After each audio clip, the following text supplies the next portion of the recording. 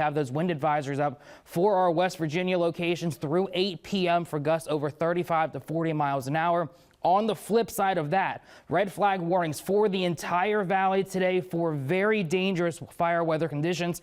Again, the humidity is going to be very low. The wind gusts are going to be very high. It is not a combination that we want to see, especially because we've been so dry. Those winds again now out of the southwest, they are howling 15 to 30 miles an hour. Petersburg gusting at this point over 60 miles an hour. I've got one unconfirmed report of 76 miles an hour outside of Petersburg right now. Right now at 5, it is a first alert weather day because of the high winds and the biggest wildfire outbreak in years. We have numerous fires burning throughout the area. So when will the winds let up? So checking in now with Chief Meteorologist Aubrey Urbanowicz. Aubrey, we called it a first alert weather day for the wind and fire threat today. So I think one question on everyone's minds: will this let up anytime soon? We could use it. Yeah, the wind will be letting up soon. In fact, I do think we've actually kind of already seen the strongest of the winds, but we are still going to have strong winds through about sunset, which is between 7 and 8 o'clock tonight. But we're still not going to see the winds fully let up until basically the overnight hours. So I want to show you the winds right now. These are sustained winds. That's kind of our steady wind. And sustained winds are anywhere from 15 to 25 to 30 to 35 miles an hour. And it's not just the steady wind, but it's those stronger wind gusts. So these are some of the peak wind gusts across the area, across the valley, anywhere from 30 to 40, 45 miles an hour. Weir's Cave, a weather station just north of the airport, recorded a gust at 62 miles an hour. Welton Orchard, just north of Petersburg, you recorded a gust at 77 miles an hour. And in fact, there were 2 gusts more than 70 miles an hour in that area today. Upper Tract in West Virginia at 50 miles an hour. So these are recorded peak gusts just today. The winds are still going to remain strong right through sunset for tonight. We're still looking at sustained winds pushing 20 to 30 miles an hour, but those gusts as high as about 40 to 45 miles an hour. Now for the Alleghenies, and I would include Petersburg in that because you always get some very high winds. I think through about midnight we could see those gusts pushing 40 to 50 miles an hour. Notice how late tonight those winds will start to die down. And as we get into the overnight hours, the winds will start to let up, but it's still extremely dry across the area. And unfortunately, not only do we have a lot of fires, we have so many fires that have started this afternoon. We don't actually even know how many fires are actually ongoing. So bear with us as we still work on some more information about all of these fires. So as I mentioned, we had numerous fires breaking out this afternoon, and we just don't have that exact number. Fire crews are basically exhausted because, we're just using all of that manpower. So now with a look at the fire activity across the area, here's meteorologist Grant Coleman. Thanks, Aubrey. We're looking at firms. Now, firms is what shows us heat signatures on the map picked up by satellites passing over the Earth, and you can see just how many different heat signatures there are around our area right now. These are most likely fires, and a lot of the fires that may be out right now, you may not even see heat signatures for. So that gives you an idea of what we're dealing with. Now, 3 of the main areas of concern are the Bergton fire here. We've got our New Market fire here along this ridge, as well as the Route 33 fire down here to the south and northwest of Harrisonburg, looking at the Raleigh Springs fire, or Route 33 fires, just north of Route 33, we're hearing that it's rapidly spreading. It started near Peak Mountain when a tree fell on some power lines, and crews are working on both sides of the road to clear it out. Well, it has been a devastating fire day across the area. I've been here for 13 years. I have never seen a day like this. The only thing I have comparable is mid-February 2011. I believe it was the day or day after spring wildfire season started. We had numerous large fires across the valley. The sheer number of fires has well superseded that event. And to be honest with you, we don't even know how many fires are ongoing because that's how many there are. And the fire growth has really just kind of exploded this afternoon after about 2 o'clock this afternoon.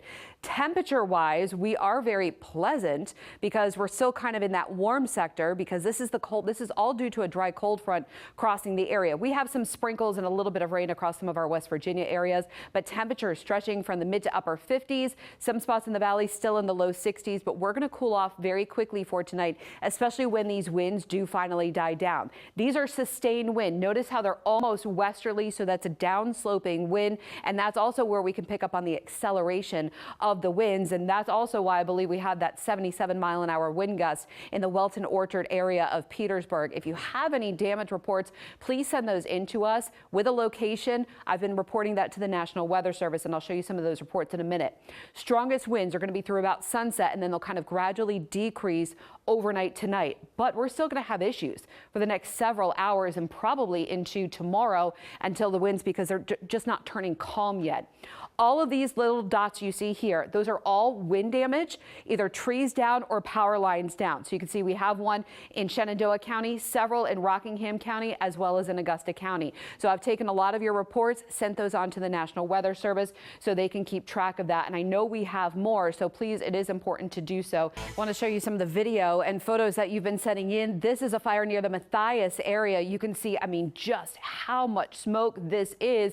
This, I believe, is different from our Bergton fire. There are multiple fires actually in this area between Northwest Rockingham County, Pendleton County around the Fort Seibert area, as well as around Matthias, and also even into the Wardensville area. This is also in Rockingham County, or I shouldn't say also, but this is in Rockingham County, same vicinity, different fire. And again, this would be further south than the Bergton fire. So a different fire from the Bergton fire, which looks like that's still our largest fire. The three largest fires that did break out today would be the one in Bergton, which we do have our Manny Bartholomew on, the one along Route 33 west of Harrisonburg in Rockingham County, kind of near the Raleigh Springs area. We have Shelby Martin on that fire, and we also have another large one on Route 211. Going on up. There's a lot, and I want to show you our hotspot satellite with our graphics so you can see the sheer number. And this is not even picking up on every wildfire that's been called in across the area, but the three largest ones, I kind of circled them. That would be the Bergton wildfire, the one west of Harrisonburg, Peak Mountain near Raleigh Springs, and then the one on Route 211 over Newmarket Mountain.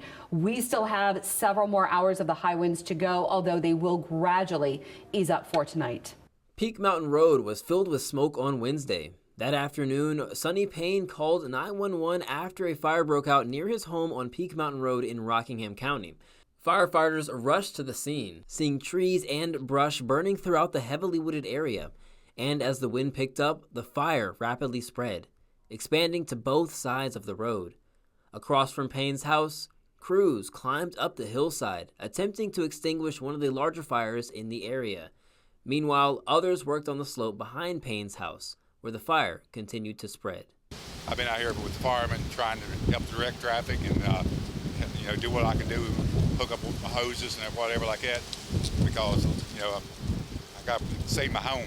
Authorities say the fire reached 100 acres, and they're trying to protect several structures.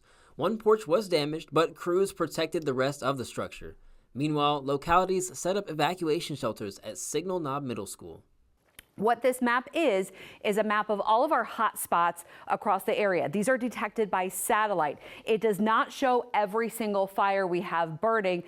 By my count, and do not quote me on this, but I believe we have 17 wildfires burning, and the reason we don't have the exact numbers because we are still waiting to hear back from a few counties on the exact locations of all of these fires, as things have somewhat calmed down for tonight, but we still have ongoing large fires. The largest fires are going to be in the Wardensville area, also around Matthias and Hardy County, in Bergton in Northwest Rockingham County, Route 33 west of Harrisonburg in Rockingham County, and also around Route 211 right on the Massanutten Ridge in Page County. And then, of course, we have other multiple fires that are continuing to burn. I want to show you some photos. This is from the Matthias area, which I believe was our first wildfire today. That call came in early this morning. This one is in West Virginia in the Dorcas area on Spring Run Road. And the good news is the winds are much lighter right now. They're still going to be on the lighter side for tonight, and I'll have more on some rain headed our way. That's all coming up.